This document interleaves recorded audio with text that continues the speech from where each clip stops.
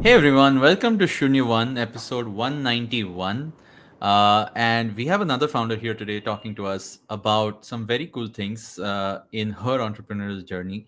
And unlike maybe many other tech founders we talk to, this is someone who's building something in the real world. So it's a physical business, it's FMCG, it's food products, similar to some conversations we've had, but the uniqueness is that she's building this on the back of a legacy Indian family business and doing all those things, which I think we don't really often enough talk about when it comes to new startups, when it comes to the new age of entrepreneurship. So I had a really interesting chat. Let's go have that conversation. We're talking to Dinika Bhatia, the founder of Nutty Gritties, which is a very cool uh, nuts and other health mix brand. So let's take a break, come back and talk to her. Hello, everyone. It's been another great week on the IVM Podcasts Network.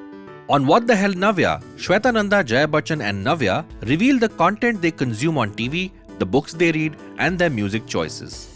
On All Things Policy, the Takshashila folk throw a light on how social media platforms are shaping our sociological and behavioral attitudes. On Varta Lab, Savinay Shetty and Nayantara Kumar join Akash and Naveen to talk about today's indie music and comedy scene and how they built Misfits Inc. On Pop Rap, Snehil Jalasmi and Antariksh discuss the recently released movie Vikram Vedha starring Hrithik Roshan and Saif Ali Khan. On Has It Aged Well, Abbas, that's me, and Urjita are joined by Meghnad to discuss the 2006 film Rang De Basanti. They discuss how the film would fare if it came out today and what aspects of it have aged well. Do find Pop Rap and Has It Aged Well on our IVM Pop channel. And once again, do visit our merch store on ivmpodcast.com. Follow us on social media. We are IVM Podcasts on Facebook, Twitter, Instagram, and LinkedIn. Do spread the word about any of our shows that you like. You can also check us out on YouTube. We are on youtube.com/IVM Podcasts. And finally, we would like to thank our sponsors this week: Volvo XC40 Recharge, Bumble, Heads Up for Tails, Kotak Privy League Program, and HDFC Mutual Fund. Thank you for making this possible. Hi, Dinika. Welcome to Shunya One. How are you doing today? Hi Shilada, I'm fine. I'm doing very well and excited because Diwali season is around the corner. Oh, So, doing yeah. very well. How are you doing? No, doing well. And thank you. Thank you for being on the show. I know we've been talking about you coming to talk to us on the podcast for a while. I think I think we've met up more in office, home, had catch-ups, but now we're finally doing this. We're finally having a chat about work and stuff and business and pretty much everything in the space that you're in. So Right. before for everyone else's context, could you give us a little bit of your, let's say, own background and your own backstory getting into the business you are today? Yes, absolutely. So, I've actually been running DRB Foods and Nutty Gritty since 13 years now. We just completed 13 years, and it just reminds me how Wow. time flies. But ever since I was a teenager, I knew that this is what I wanted to do because I am a sixth generation entrepreneur in a family that has been trading dry fruits and nuts ever since the time of the barter system till starting importing, which was started by my father, and I started a brand. So when Wow. I was a teenager, I would hear my grandfather and my father talk about nuts and dry fruits coming from all over the world. There were calls that time, there were no mobile phones, right? So you would end up answering calls from the US, from Australia, from Africa, Afghanistan, and I would just get very, very intrigued. And while you travel around the world, you'd see brands on aisles of retail stores or even cafes that would sell nuts as healthy snacks. And that Right. was a concept that did not exist in India. Because in India, way back in the day, we would only consume our good old dry fruits as our traditional consumption.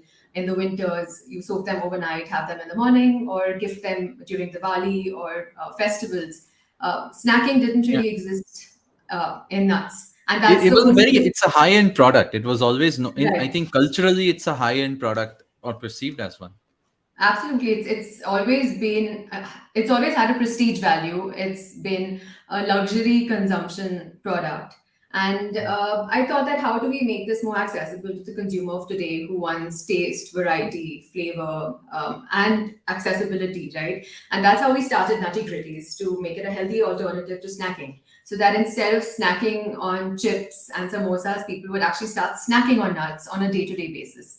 And how we made that interesting for people is by doing flavors. So, we did flavors like pepper cashews, barbecue almonds, Thai chili blend.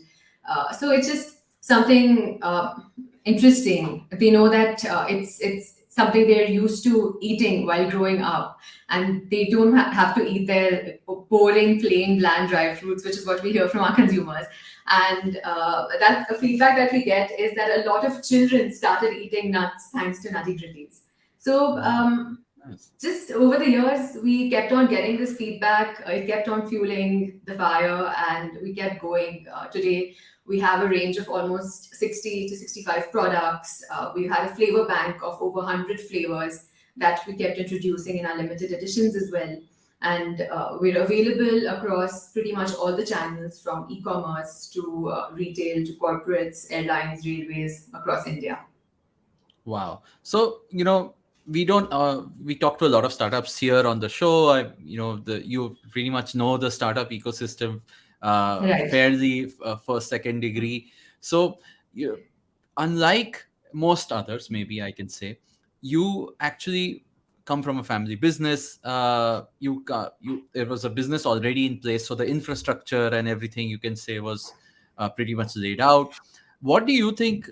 What was the challenge that you sort of took up to bring this sort of new package or new product into the market? Like, what was the opportunity that you saw, saying that, okay, why is this why is India at a point where healthy snacking in this form could work?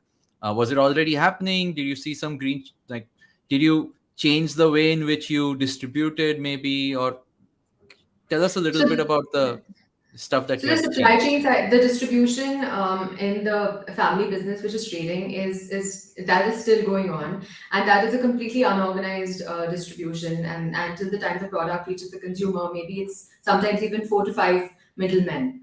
Oh. Now, with this product, we actually own the supply chain from farm to shelf or to the consumer when it comes to D2C, when we are supplying through our own channel.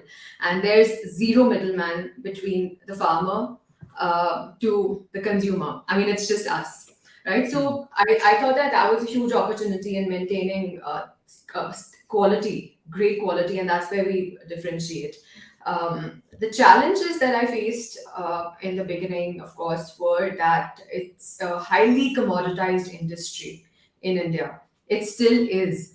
And Hmm. people would start connecting packs of nuts, small packs of 100 grams to per kg cost. So, 95% of the people when I started would calculate that, oh, agar ye 100 grams, 80 rupees ka hai, to 1 kg kitne ka hoga? Okay. That, yeah, that over the years till now, we literally have nobody who does that with us. So, Hmm. so we've seen that journey from 2009, where people didn't want to see nuts as healthy snacks, to today. Trail mixes is one of the most trending snacks these days, which Right. Nutty Gritties actually started ahead of its time, and we just persisted on it. We were patient. We just kept developing new products and flavors and just kept putting them out there. Interesting. And this is something which is maybe true of other industries also, but especially, let's say, this is food, right? If F&B or raw materials of food, you can say. And Hmm. India has been a land of supplying these sort of raw materials, whether it's the spices, whether it's coffee, whether it's nuts, obviously. So I think, do you think the whole country still, like, I'm sure majority of the business is still this sort of commodity business, right? Uh, is there, is this while you have chosen obviously nuts and this sort of products because of your understanding of that domain, is this happening across sectors? Is this something which you've Yes. seen, like you've seen this for 13 years, so I'm curious to know how it's Absolutely. being I brought. think if you go to a retail store today in India, or if you just go on Amazon versus going to a retail store 10 years back, you would see a huge difference. I mean, in terms of commodities as well, right? Your regular dal, chawal, atta. 20, 30 years back, there were no brands, and people would be selling them in sacks and take it Yeah. by the gram or by the kilo, right? And today, you know which brand of atta and flour and the rice and Rice. stuff that you want. It's all it's so it earlier from it would be branded commodity. Like all of these are like brand. That's what they call them, branded commodities. So that's in the commodity space as well. In fact, even in nuts, if there's so many brands out there today that are selling plain almonds, plain cashews, plain walnuts. We have that in our range as well. But Hmm. it's very hard to differentiate in just doing plain and basics. Hmm. And that's the branded commodity space. And we wanted to actually go away from that and have more value addition. So that's Hmm. where we came up with the mixes and the flavors. That's in the nut space. But if you go and you see there's a lot of snacking products like tea and coffee as well. There's Right. the shelves are full of brands, and I think a lot of innovation is coming out of this time where retail is evolving. The ways that we can actually reach the customers is evolving so much, right? Who would have thought even last year beginning that you can access something in 10 minutes? Hmm. The, right? Yeah. I mean, we wouldn't have even imagined, and Yeah. the ways that you can reach the customer is changing, and even the kind of customer who's going to opt for that is a very different customer. Like a lot of people don't even know about this 10-minute delivery. A lot of times when Correct. I speak to my parents' friends, they're like, "Acha, aise bhi kuch hota hai," you know. Yeah. So Yeah. and there is Gen Z and millennials that are only buying everything on quick commerce. Yeah. Yeah. So I think even as channels of distribution evolve, the product offerings will evolve even more. Hmm. And that's what we have seen, which is why snacking now is playing a huge part, Right. because that's solving for the impulse purchase. So that's also some of the things I was curious to know, right? We see these brands popping up everywhere in every domain, every kind of product. It's been something which has, it's a function of what you just said. The buyer has changed, the buyer's expectations have changed, and the Hmm. channels, obviously, whether it's e-commerce or D2C, all of these have come about now. What, given, again, I'm curious to know from your background of the infrastructure that you and the family business always had, is Hmm. there, has that not sort of been affected in any way?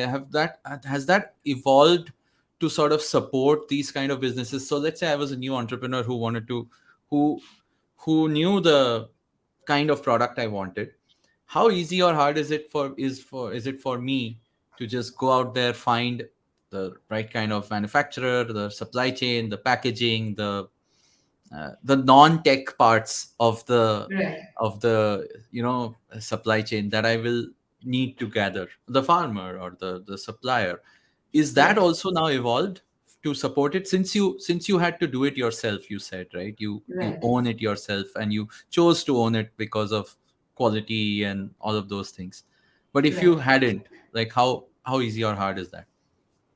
So actually, the entire industry, the nuts industry globally, is very family business dominated, and Mhm. I've actually observed that even large companies all over the world, they are run by families, and family businesses are very relationship driven. Yeah, So that's unstructured. Mhm. yeah, and that played a huge edge for us because we had those relationships since the last 3 to 4 decades, ever since import started, right? Ever since we started importing. Now we know that the quality is guaranteed and it is going to be consistent. Right. Whenever we go on whenever we go on a global stage and we present Nutty Gritties, even though we're not exporting yet, but everybody in this industry around the world knows Nutty Gritties, and they're like, okay, we're going to send our best quality over there. So Mm. that is one aspect.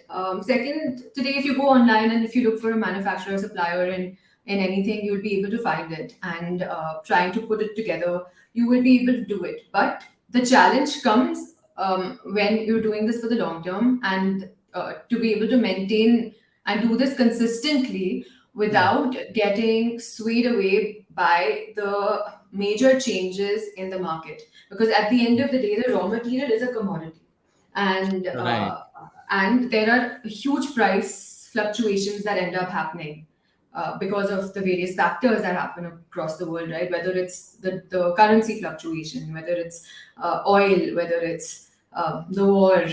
There's Hmm. so much price fluctuation that happens. And then when that happens, that's when a lot of people in the supply chain start compromising on quality. So Hmm. we've actually seen that. And just the other day, I was having a conversation with someone. Every year, there's 5 people that actually get wiped out of this industry, Wow. um, Okay. because of the sheer fact that they thought that it's so attractive to get into it and it won't be that hard. But then when Hmm. they actually saw how hard it is to maintain a quality and consistency and to be able to keep up with the price fluctuation, they just defaulted and they just ran away. So, I've learned a lot in the last 13 years when it comes to building a D2C brand, when it comes to building a packaged food brand. Hmm. D2C is a word that's been trending these days, but like Yes, when it I comes to know. building a consumer packaged food brand, how you have to keep evolving, how the taste of the customers evolving, how the packaging needs to keep evolving as well, the communication, what you present to them, how you present to them, what your product must look like, taste like, feel like, what are their preferences, like of course the appeal, the visual appeal has to be on point. I've Yeah. seen I actually was very intrigued, and a couple of months back I went online and I ordered 40-50 different brands in the food space. Hmm. Hmm. And I was very disappointed. I was actually pretty excited at first that wow, there's so many new brands that are coming up, right? But I was really disappointed because some people didn't they didn't take care of the visual appeal of the product. It didn't look edible. So Hmm. that's the first thing. Then the taste, whatever you Obviously. may say, how much ever health you sell the Indian customer, taste is the most important thing. So you have to put that first. Yeah. So those things. There's a lot of learnings out of that, and it's been a pretty exciting journey. And with the way that consumer is evolving today, I'm excited to see what unfolds next. Nice. I actually do have more questions on exactly what you're talking about now the plethora of brands that are out there. Right. But I'm going to take a quick break and then come back and continue the conversation. Sure. I have a very funny story. Can I say it? Hi, I'm Shweta. I'm Navya's mother. Hi, I'm Shweta. I'm Navya's mother. I am Navya's nanny. My name is Jaya Bachchan. I got nothing over here, guys.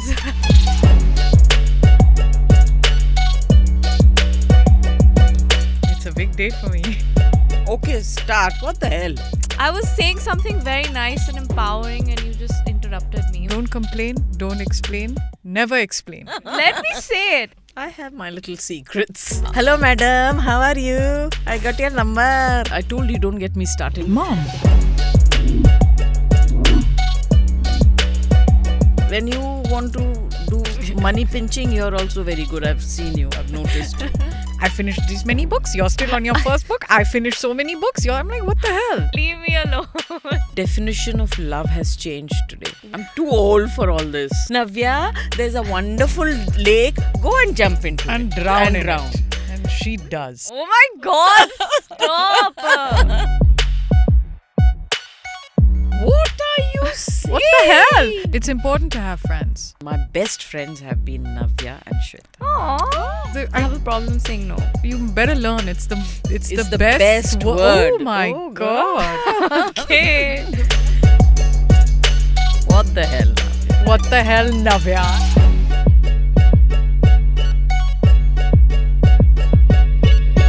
You're saying this podcast is called What the Hell, Navya? I have at least 3 What the Hell, Navya episodes in a day.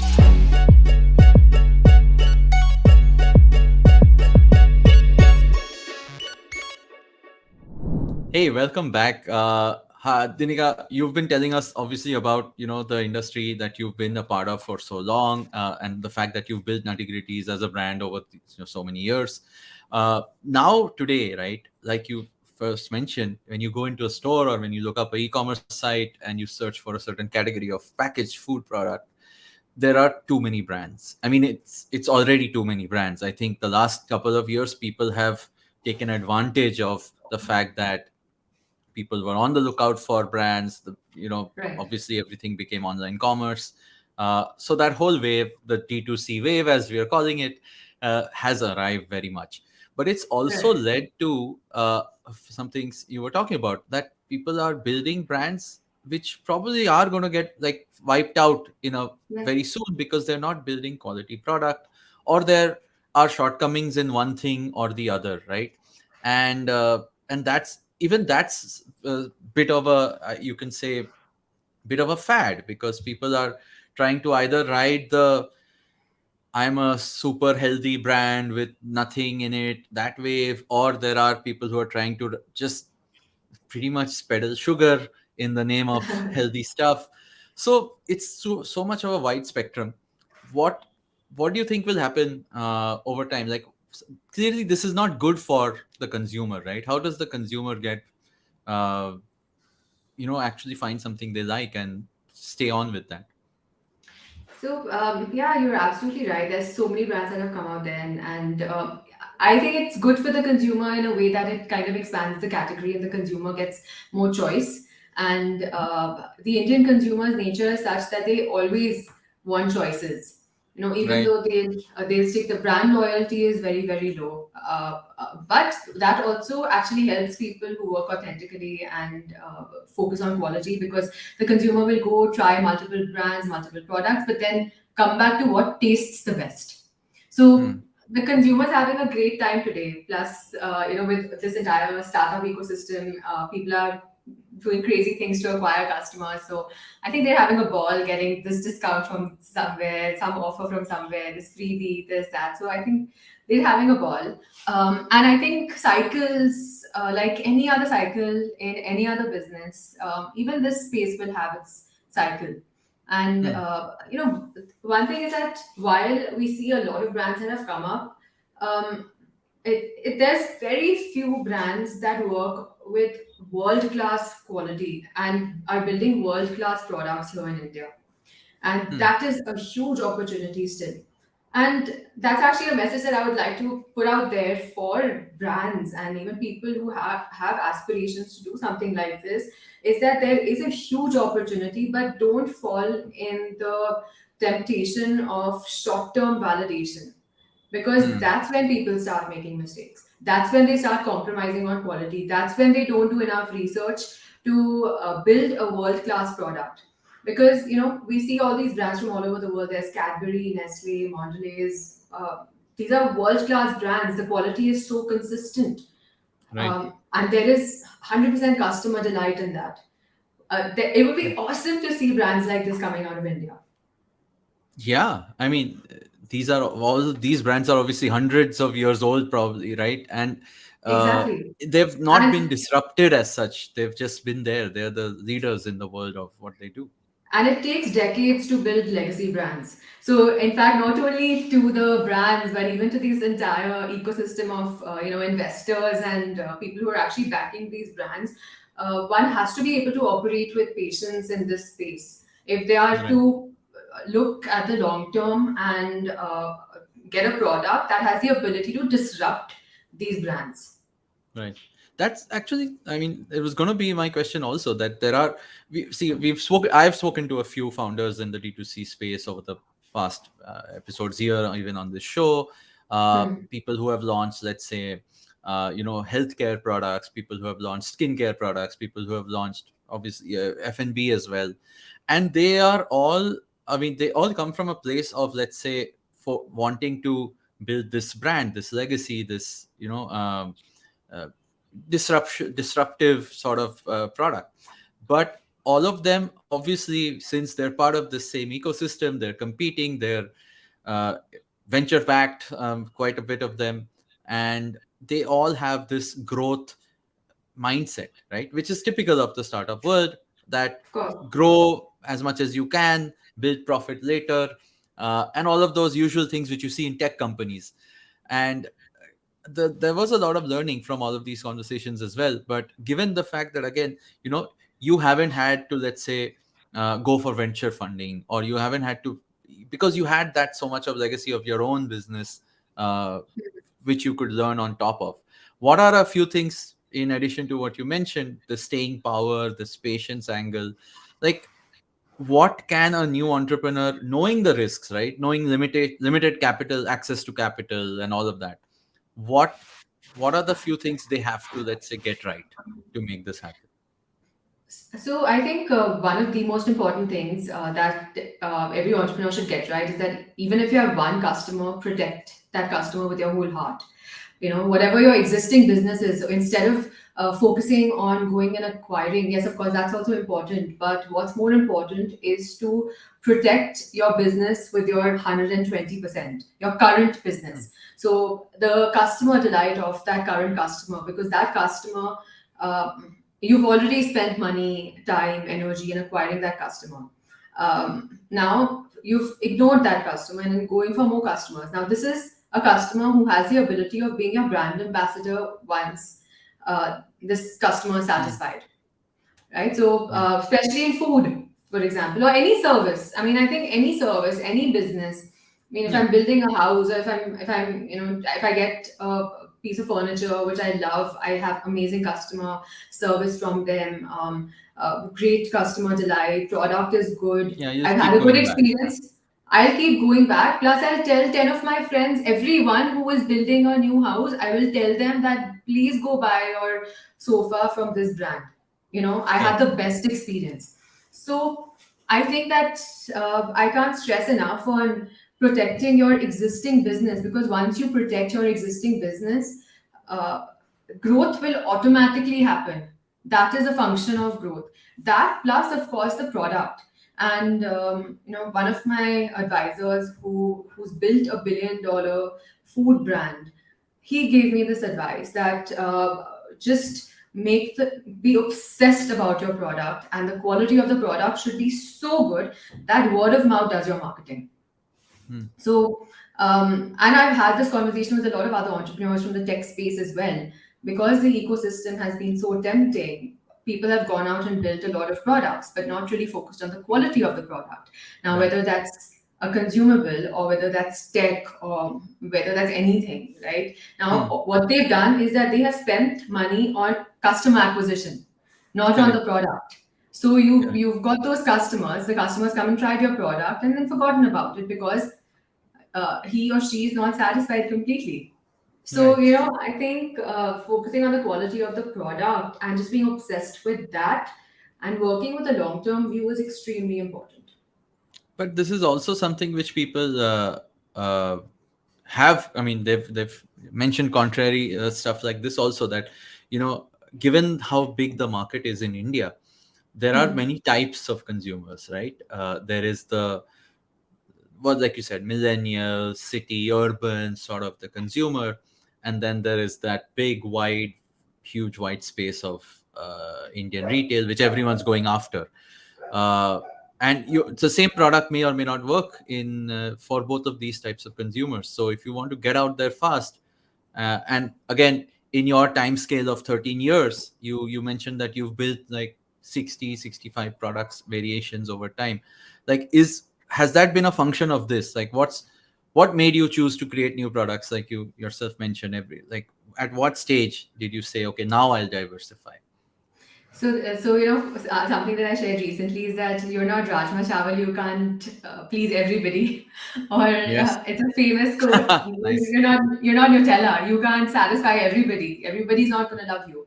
So it's very important to understand who is your customer Hmm. and go after that customer. So now India is huge, right? It's India and it's Bharat.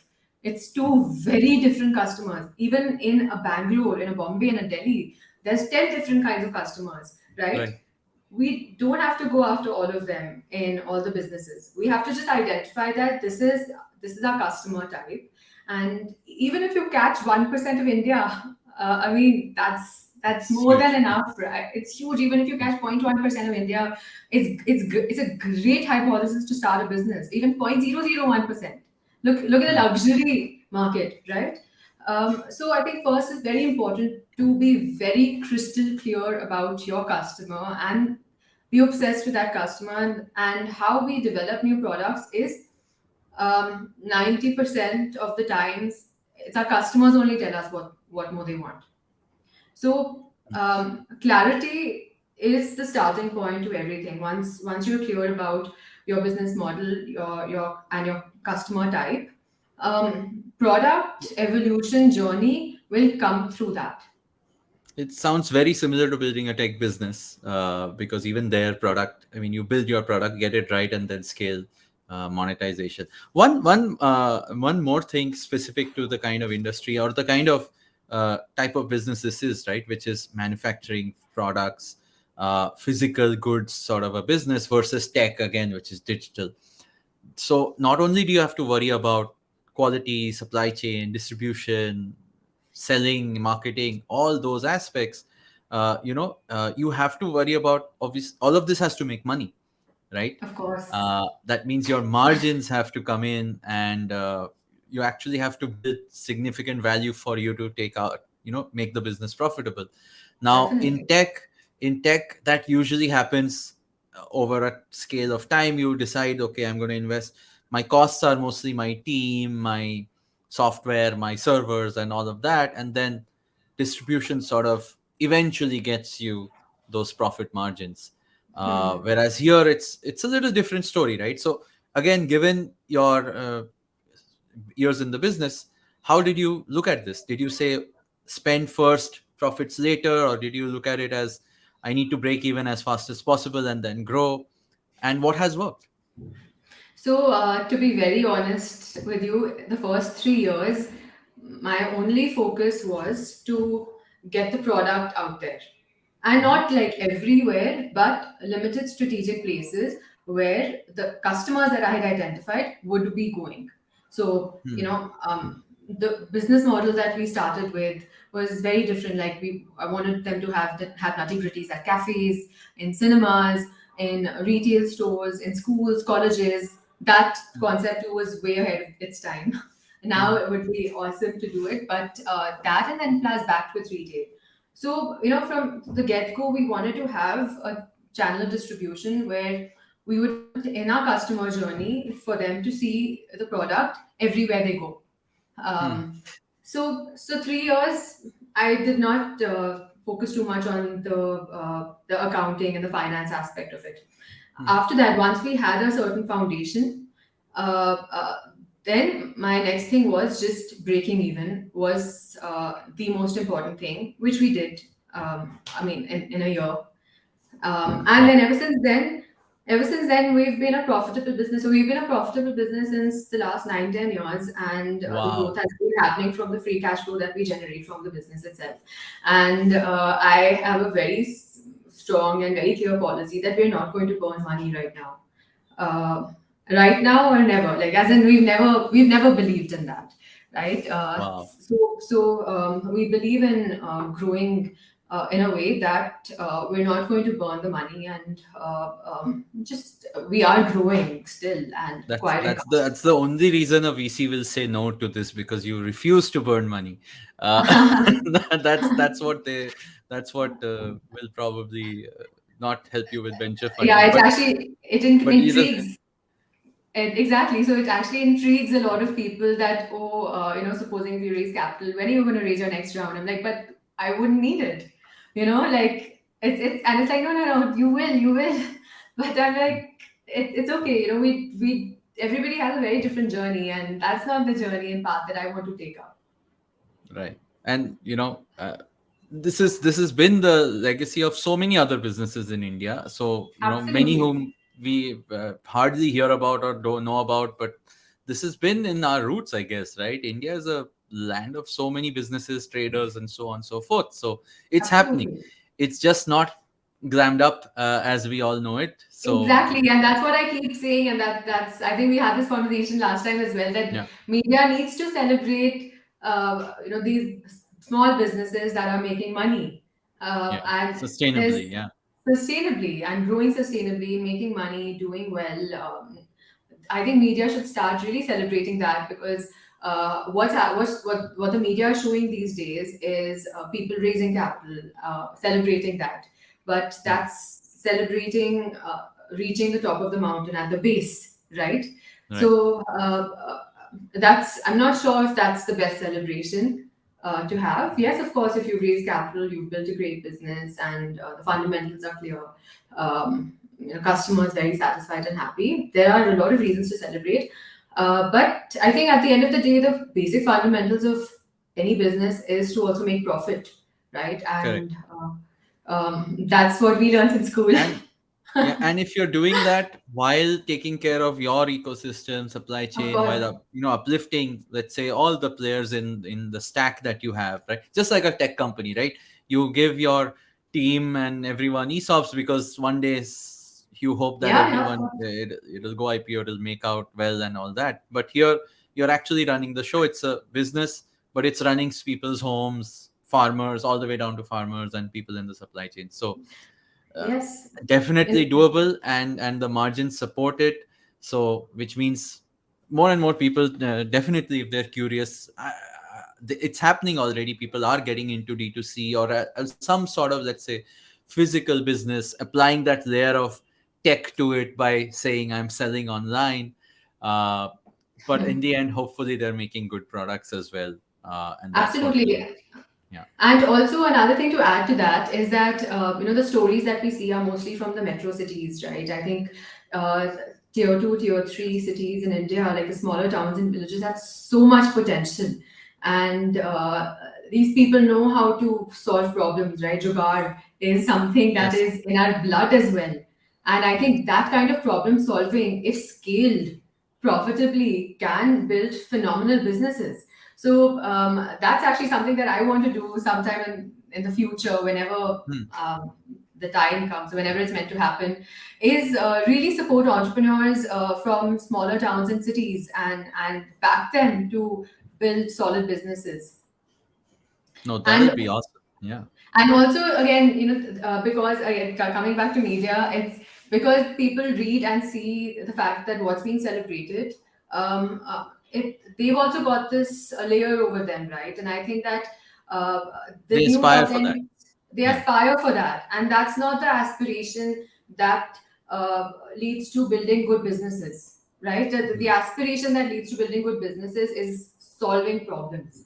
Like, I studied entrepreneurship in college, and the first thing that we studied was find the gap, find the need, and solve for that. So Hmm. and then everything else will take care of itself. Yeah, I think a lot of entrepreneurs choose to solve for what is most fundable, Yes, unfortunately. exactly. So Yeah. so I think that story needs to change, and I'm sure, like, with one or two cycles that the industry sees, people will also evolve and Absolutely. start looking at the right things. No, no, that's awesome. I mean, and it's good to hear this from someone who's done this, and not just someone who, like, again, the media is also full of people who have, done it barely, and are preaching, let's say, the right way to do things. But it's good to hear this, Dinika. As closing notes, what's the best? Like, people who have been listening to this show, everyone who's in the D2C space currently, maybe at whatever stage they are, or planning to get into it, what's the best place to, let's say, reach you if they have any more questions? And of course, where can they find Nutty Gritties as well? It's been great chatting with you, and I think the conversation just kind of flew. And I'm pretty active on Instagram. So is our brand. Uh, I'm not on Twitter actually, Hmm. but Instagram, Dinika Bhatia, simple, and Nutty Gritties is, again, just Nutty Gritties is the handle on Instagram. And you can get Nutty Gritties actually in a lot of places. Diwali is coming up, so you can go on our website, Amazon, Swiggy, Blinkit, Big Basket, or even your neighborhood retail store. You might find it. So yeah, Nati, I mean, you can just hit us up on Instagram as well. And I'd love to answer any more questions that anyone has about entrepreneurship. That topic is very, very close to my heart, and I definitely believe that there is so much scope in India to build solid businesses, great products, and would love to work with D2C entrepreneurs in actually building world class products that will make India proud. That's actually one of the things that I want to do with Nutty Gritties, that I want to make it a global brand and make India proud. Nice. Wow. I mean, that's the kind of ambition to have, obviously, and I really hope others are inspired by this conversation and by everything that you're doing. Dinika, thank you so much for this awesome chat. It was really, Thank really you. nice, and Thank of you course, so much. we look forward to people evolving their taste in nuts and other things this Diwali, maybe. Yes, definitely. Please try out some of the new flavors that we're doing. We just launched this stuffed dates. Actually, it's a special gift pack that we launched That as a sounds limited great. edition this year, and it's got dates stuffed with macadamias, pistachios, and rose, hazelnuts, pecans, and orange peel. So I'm actually Wow. super Okay. excited about this product. Nice. Nice. Nice. Awesome. Yeah. All right. Thank you so much. Thank you.